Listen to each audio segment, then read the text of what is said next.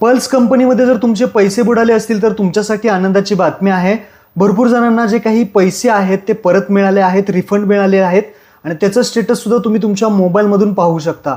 त्याचबरोबर ज्यांचं bank account चुकलं आहे, बँक अकाउंट त्यांनी बंद केलेलं आहे, त्यांची बँक अकाउंटची जे काही दुरुस्ती असेल ते दुरुस्ती सुद्धा आता करू शकता. पल्सचं जे काही स्टेटस आहे ते कसं चेक करायचं, नक्की काय प्रॉब्लेम झालेला आहे, पैसे मिळाले आहेत का नाही, पैसे मिळणार आहेत का नाही, सर्व स्टेटस तुमच्या मोबाईलमधून तुम्ही चेक करू शकता.